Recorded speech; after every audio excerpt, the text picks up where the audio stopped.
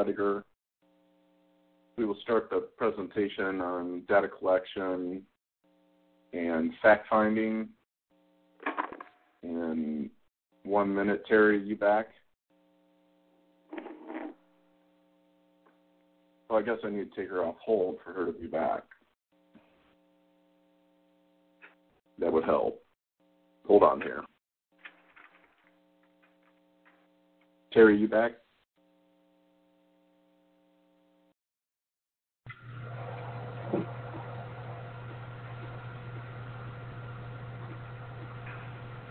We'll get started in 1 minute here.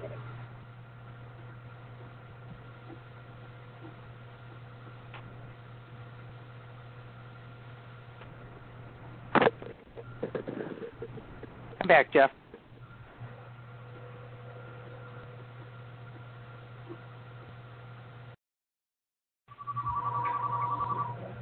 Well, we got feedback.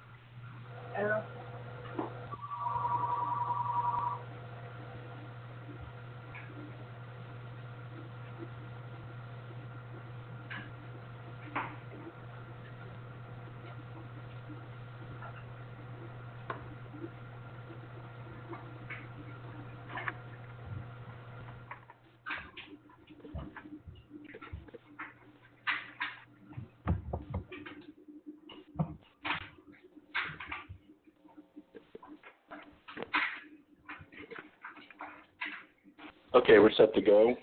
Terry, have you joined us? I'm here. We're just getting some feedback from somewhere. Okay. Yeah, if everybody could go to listen only, mute your phone, that'd be very helpful. We will, as usual, open up the questions at the end. You also have the button next to the phone button at the top of the dashboard that you can put a message, text message up there. We can address it as we go. Today we're discussing data collection, so the initial meeting, either phone or face-to-face, so that the information can be directed to Terry or whoever is generating your reports, making sure it's in good order, asking the right questions so that we can transition to the analysis which we will be going over next week. Housekeeping before I turn it over to Terry. We've had a record number of leads this week. We think that morale is suffering in the government for obvious reasons, and it's an opportunity to help federal employees who are not getting answers from their HR department, retirement counselors, etc. So please make sure that there's urgency in getting a hold of these federal employees. We have had situations where federal employees have reached out to us saying that they've responded, left messages for the advisor, and haven't heard. And, you know, it could be, Lori's very good at communicating that to each of you. It could be just the federal employee. We're not placing blame. We're just, if you receive, please, if you don't have an appointment setting service, get a hold of them as soon as possible. So I just wanted to remind you that it's very important from the standpoint of they will forget. I mean, the first couple of days of receiving the lead is crucial because there's urgency there. They saw something, it made them react, and then if you wait 2 to 3 days to call them, that urgency is going to start to be eliminated because now something else has come up. So you don't want to have that initial conversation be the objection of, well, I'm not sure what I filled out. You know, you just don't want that. So what Terry's going to discuss today is critical to building the relationship and transitioning. I believe that if you do a good job in this, you're halfway home in regards to bringing on a federal client. This is more important than the products. This is more important than a lot of the other process in meeting with the federal employee, because if they share this information with you, you do a good job of fact-finding and speaking their language, they will pretty much begin to trust you, and then it's a matter of just finding the solutions for them. So with that said, everybody should be looking at the leave and earnings statement on the screen, and I'll turn it over to Terry. Thank you. What I wanted to start with this morning was actually going over this LES statement to show, number one, what you're looking for, and to let you know that every agency is different. But this is a typical statement, LES statement, that we would see come through with the lead sources that we're marketing to at this point. This particular individual, not that it's critical to get the report ran, but number 4, pay plan grade step, that just says they're a GS 905. So if you've got particular marketing strategies for the particular pay grades, that's where you can find out exactly what their pay grade is. What we're interested in to run a complete report for you is actually line 7. Line 7 is a basic pay plus locality pay equals the adjusted pay. Now, depending on what area of the country you are in, you may not have a locality pay. So please make a note that when you're filling out the data collection form and we've got the gross salary, if you could do it, in this example, $47,103, which is the base annual, plus the $66,70, which is the locality, gives us a total of $53,773. So if in your data collection form you could do the $47,103 plus $66,70 equals $53,773, that'll help us out in the computations. The next area that you're looking for is box 11. That's the service computation date. That's the day they started their position. So in this particular leave and earnings statement, she started on 2/19/1991. Jeff, could you scroll down just a little so we could get to the deductions, please? Also, you'll notice that she's taking federal and state deductions under married, 0 exemptions. So if we had to have a conversation with her regarding her tax return, if we were looking for a place to come up with some additional dollars, we might be talking about if this particular household receives a big tax, right there, Jeff, receives a big tax return, or if they're playing it pretty close on the return. So finding out particularly what's going on, she's claiming 0 married, both state and federal. If they're getting big tax returns back, that might be a spot we go after some money. The deductions on the data collection form, we're trying to figure out what they have regarding FEGLI. So on the left-hand side, you'll see that I've highlighted the FEGLI CO for $8.40 biweekly. The CO is the code, and when you've done this for a while, you'll know that that CO code is basic life only. Now, if we had an option A, B, or C, that code would be different, and just under the FEGLI, you'd have FEGLI optional listed with the additional biweekly premium listed right under the $8.40. In this particular statement, there is no additional optional FEGLI. The next deduction that we're looking for is the TSP savings, and that's in the lower left of the deduction area here. And this particular individual is contributing $123.70 biweekly to the TSP savings. Note, if they have a TSP loan, and this particular individual does not have a loan, you're going to see more and more loans, I believe, listed as deductions. We cannot add the TSP loan back into the TSP growth with the software, but what you want to find out when you're having the conversation off the statement is what is the loan for, when will the loan be paid off, and do they habitually reset a loan after they've paid off a loan, so that you may have the this is not an emergency fund conversation with them, and maybe find out really what's going on and how you can help them to stop that cycle. Over on the right-hand side of the deductions, we'll see FEHB and the code. That's the type of health insurance they have. I really don't care where their insurance is at. I want to know what they're paying on a biweekly basis. This particular individual has family coverage and is paying $141.33, and so that would lead us to believe at that biweekly premium there's family coverage to some degree. The next area that we want to look at is her sick leave, and that's under the leave. And so current balance, 1,484 hours of sick leave, and the current balance, so she's adding, so she has not been going through a ton of sick leave. She's used 5.5 hours to this point year to date. So her new current balance, so the number we want to see on the data collection form is 1,510.50.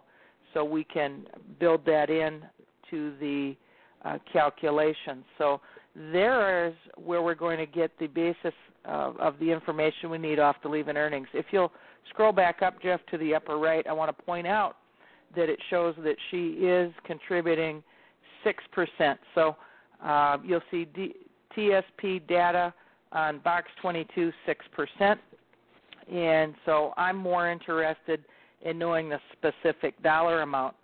If by chance they have this information in front of them and they tell you I do 6% and you don't get the dollar amount of the $123.70, chances are there could be a hiccup. The percentage might not actually be accurate. They might just think they're doing a percentage. I've had federal employees tell me they're doing 10%. In reality, they're doing 8%. So we'd really like that hard, fast number, the $123.70 biweekly. And so that is a sample of a leave and earnings statement. And for those of you that need to get a copy of this to learn how to read it, Jeff, we could probably forward a copy out, could we not? Yes, we can. Yeah. Okay, super. Okay. Let's go to the confidential request form, known as data collection. Now, once we've gotten to this point, you've made your phone call, you've either determined that they're going to scan and email the 3 pieces of information that you need, leave and earning statement, TSP statement, to know what the Social Security payment is going to be at age 62 in their full retirement. You're also going to need their date of birth and the day in which they'd like to retire. So if you're going to have them scan and email that information, you're going to have to still get the date of birth and date of retirement from them. They may choose to fax you the information. What I like to do, and what most agents have been seeing success with, is setting up a brief phone call to get the information over the phone in a 10-minute or less phone call. And then if you're unclear or you'd like to have the copies of the TSP and leave and earning statement, get through this phone call and then ask them to fax this information to you so you have it to verify your information. It seems that the phone call is less intrusive for them. It allows you to get the information timely. If you're allowing them to fax or email to you, you definitely want to ask when you can expect that information so that you can follow back up with them. You also want to let them know if you have a question, when is a good time for them to be available so you could give them a call, whether they're working first shift, second shift, third shift. So you want to establish that on the initial phone call so you know when to be communicating what's the best time of day for these folks. So we've established that we're going to do a data collection over the phone.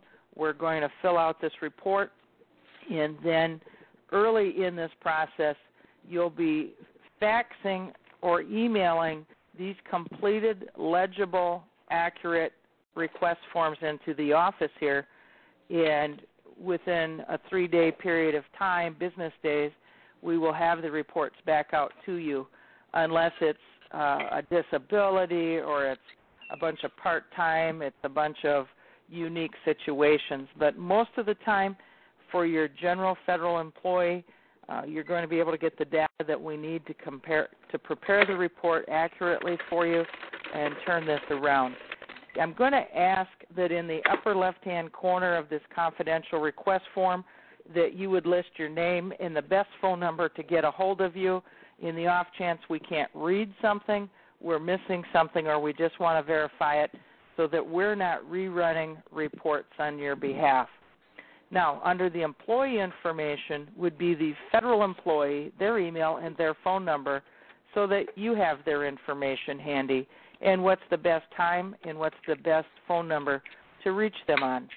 If you could scroll down, Jeff, we'll just show them that the reports at Fed's Resource and the fax number. So once you've completed the 2-page intake form, you can either fax or email those to us, and they'll be forwarded into the office here where we'll prepare the report.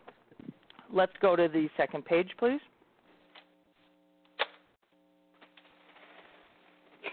Everybody should have the updated, right there, everybody should have the updated Fed Resource forms. Please disregard the Federal Benefits Consulting forms if they're still in your office, and make sure we're operating on the new forms.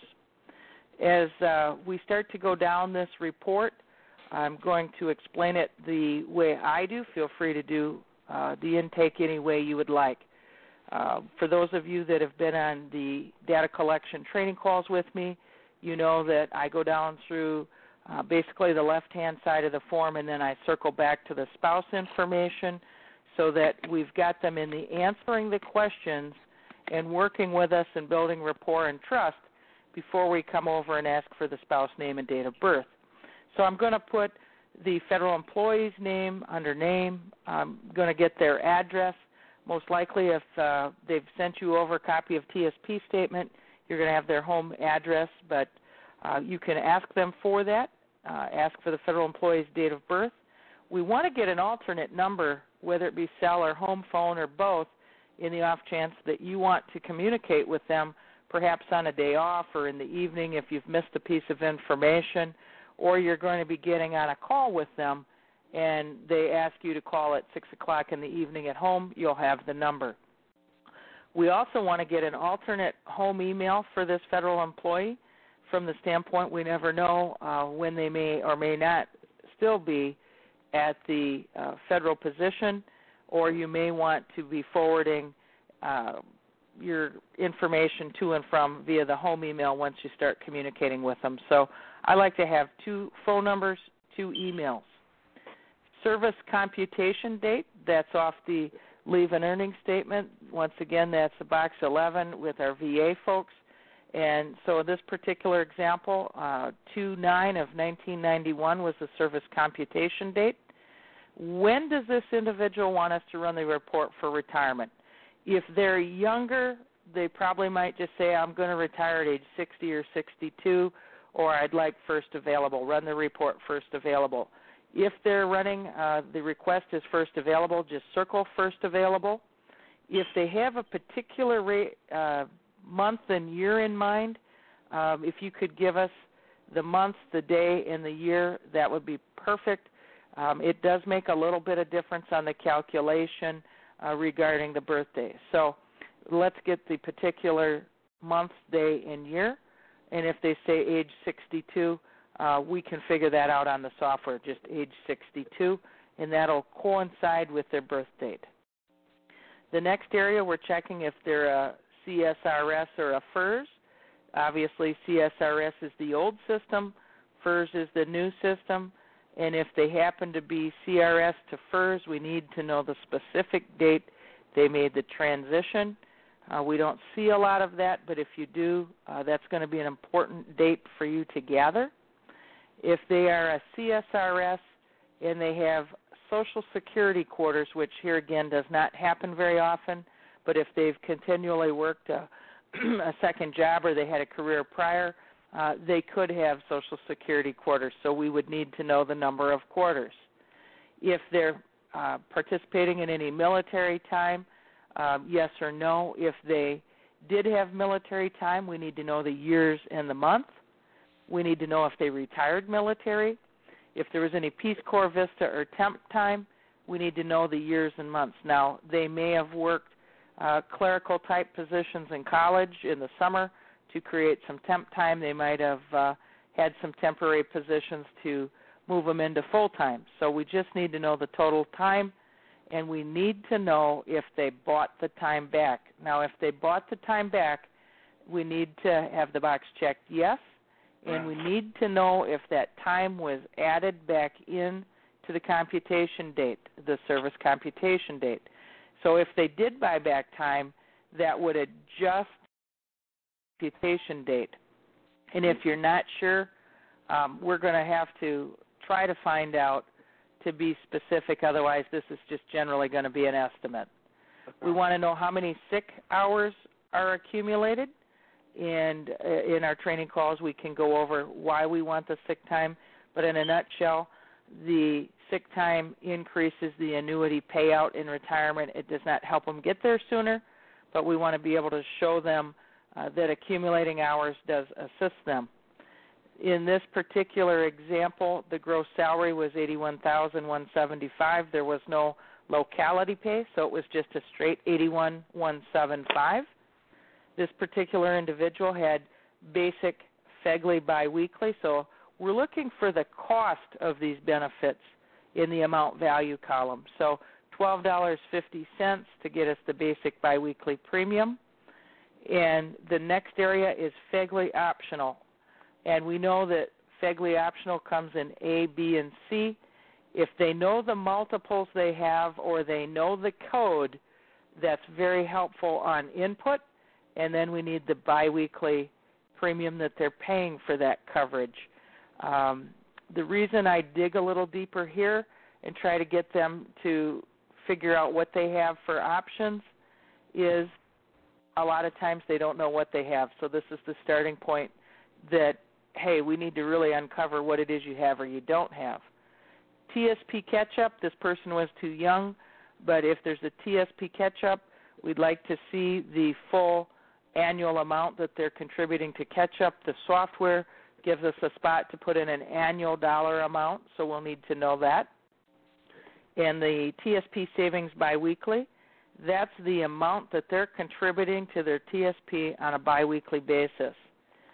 This particular individual did not have any long-term care, so please draw a line there that we know they don't have any long-term care. If they do have the federal long-term care plan, we want to ask them what type of a plan they have. There's a note section down here, so you could put what type of a plan they've purchased, when they purchased it, what their biweekly premium is, and did they include a spouse or a partner there, and get as much detail as possible because you may be able to upgrade them into a state partnership qualified program if that's the case. FEHB, of course, that's their federal employee health benefit. What's the biweekly premium? In this case, $189.50.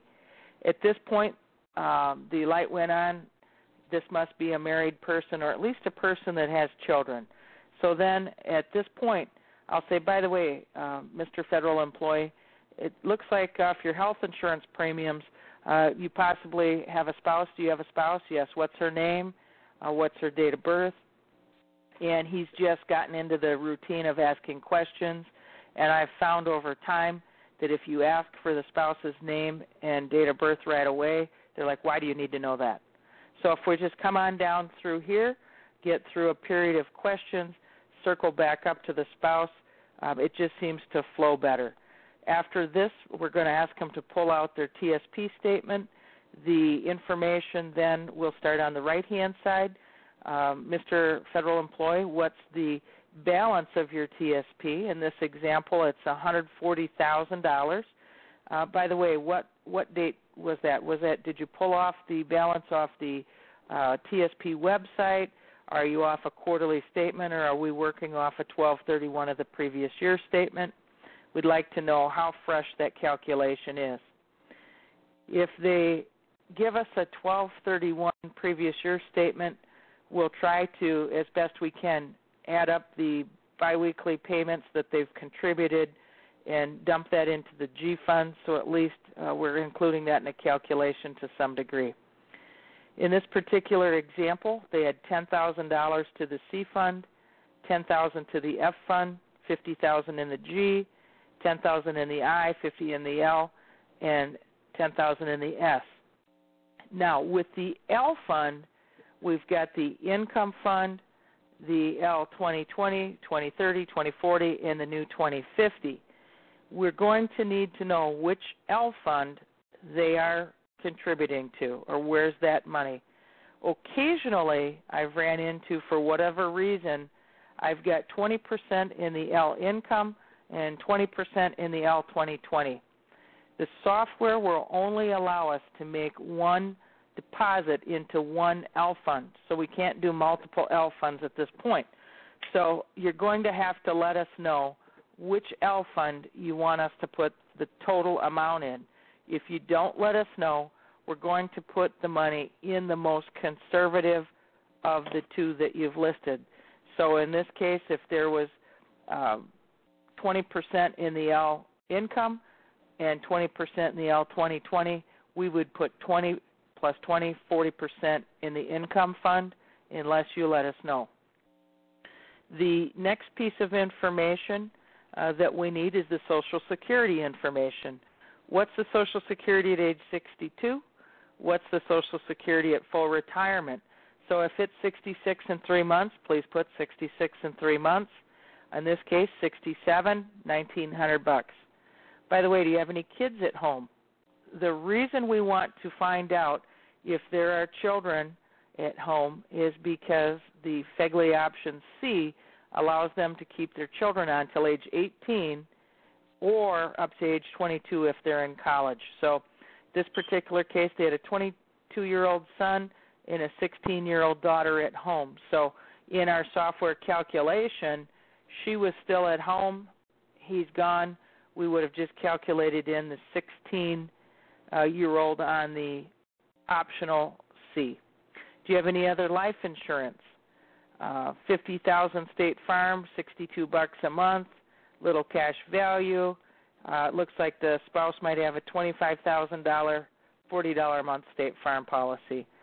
So you want to get as much information on those policies. Typically on this intake call, they're going to need to go back and do a little more research, so they would get back with the particulars on those policies. Do you have any outside investments? This particular individual didn't have any previous 401ks, 403bs. The spouse didn't have any other real investments going on, no Roth IRAs, no CDs. And so they either seem to have nothing other than their TSP, or they have multiple investments with an advisor. So the reason we're asking there is to look for idle money that obviously could be rolled over. Do you have a mortgage? Yes or no? How much, what's the term? How many more years? What's the payment? What's the interest? Occasionally, they're going to ask why you need to know that. Well, we just are doing an analysis of your FEGLI life insurance, and we've got to determine that we've got proper coverage in place. Do you have legal documents? Yes or no? At this point, I explained to them I'm not an attorney. I never have been an attorney, but it's important to have health care and financial powers of attorney as legal documents to take care of your family members. It's important to POD, pay on death, your bank accounts. I find that nobody has had the conversation with the POD, and I explain that if they walk up to the counter at the bank and they ask the gal and they say they'd like to set up a POD, they're happy to do it. They pull off a form right off the computer. You take care of it right there. They just can't give legal advice, so right. They're not asking about it. Right. Advisors across the country aren't taking time because it's not a moneymaker for them, in my opinion, but it's a value add that you can set yourself apart with just an extra 2 minutes of conversation. If they have legal documents that are up to date, I commend them. If not, I suggest they get with a local attorney. If you're in your hometown and you've got a working relationship with an elder law attorney, you could create the referral. Or you could direct them down the path to the Fed Resource Legal Shield program. And for those of you that are in states that are not taken, there's an opportunity to get involved with the Legal Shield program and actually receive some commissions for setting federal employees up via the website. So next we talk about the umbrella policy, yes or no. Just get them directed to learn about it and see if it makes sense for them. At least you've let them know that that's a program that they may or may not need. Additional disability coverage. They didn't buy an extra disability private sector policy. I'm asking them, in your previous career, if I know that they worked somewhere and came to work for the government, I ask them if they had short-term or long-term disability in their previous benefit package. Many times they have, and then I ask, don't you think that's strange you don't have one now? Isn't this an area of concern? And set them up, if they're under 49 years old and they've got some time they're going to be working yet, to possibly take a look at one of our disability programs to protect their paycheck. A place to take notes. This individual was open to info on legal, hadn't thought much about paycheck protection, open to learning. Hasn't looked at the long-term care, not sure they want it or what they want to spend for it or what it costs. They're open to FEGLI options, and they don't have a plan for their TSP yet. And I'm going to be getting back on the phone with them in this example Thursday at 2 o'clock. So we've collected a lot of data over the phone call. It gives you the opportunity to learn more about the whole family component. And so after you've collected all this information and it's legible and accurate, you're going to go ahead and fax it or email it in, and we'll get the reports out to you.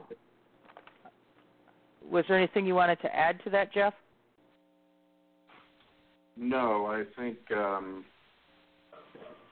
as you take a look at this, you realize how important it is to be very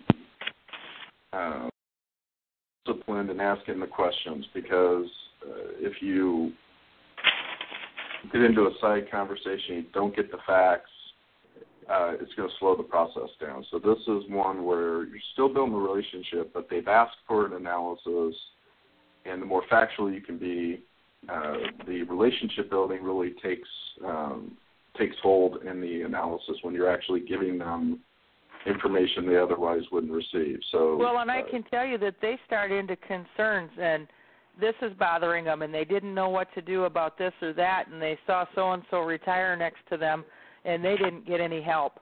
And if you can get them on the phone, even if you live close by, I would drill down through this initial over the phone versus faxing or emailing, and then set your appointment in person, either at their home, in your office, wherever, to go over the report once you've received it back. But the purpose of training today was to learn how to accurately collect the data and how to get more information than less. I think at this time we'll open it up to any questions.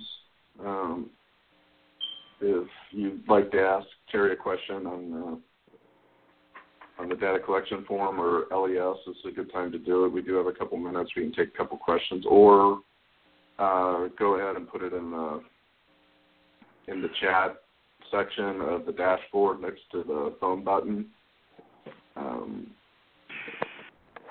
So we can go ahead there.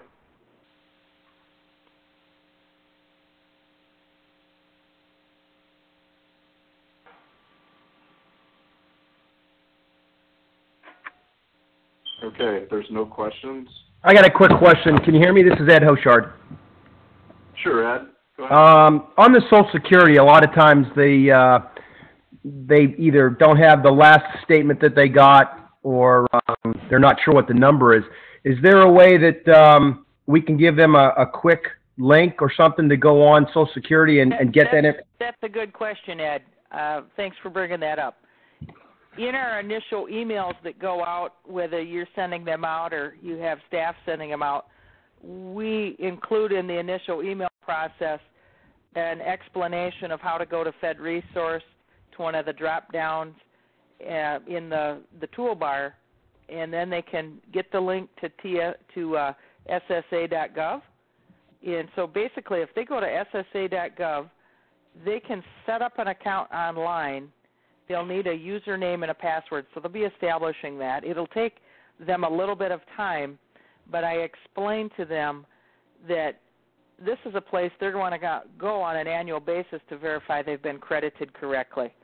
So if we, and Jeff's going to take us there now, they'll be able to establish an account. They will need their previous year tax return for just a couple pieces of information, but they'll be able to download the information from the website very quickly. Just take them to fedresource.com. If you take them over to retirement, the drop-down Social Security, click the link to get a statement.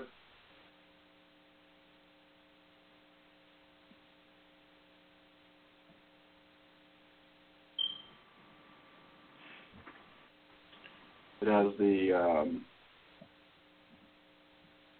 has the instructions. It'll populate it right there for them. Awesome. Okay, that's great. And the reason we did that is because of the question you just had. We get that a lot. And they just don't know where to go, and it also is value add for us. A lot of federal employees don't even know that they can get this online through a government agency. So actually, this actual website does work. Social Security, the Social Security site does work. So they can go in and log in and get their statement. So that'll help you. While we're on this, Jeff, let's take them to the TSP and show where they can go if they've lost their PIN number.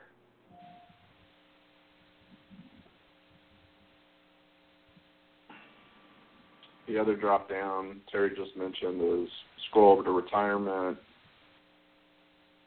TSP login.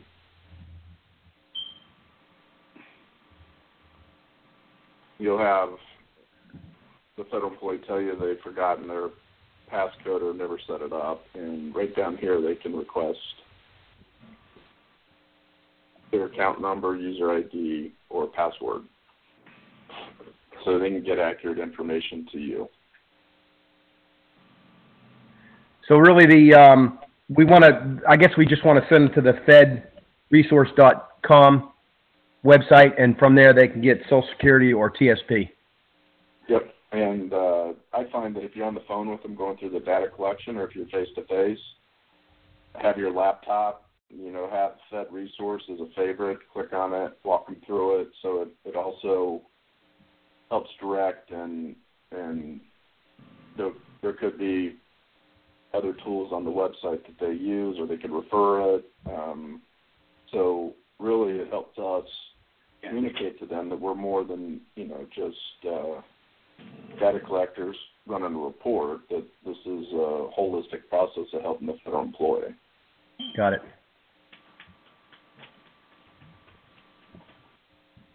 Any other questions? Okay, Terry, excellent, as usual. There will be a rebroadcast that we will send to everybody so that if you have staff or somebody else in your office working with you, you can view this. So that'll go out. Look for Joy Landers today. And I hope everybody has a great weekend. And next week we will be going through the benefit analysis presentation. So next Friday, mark your calendar, same time. And that concludes our for today. Thanks, everybody. Thanks, guys. Appreciate it.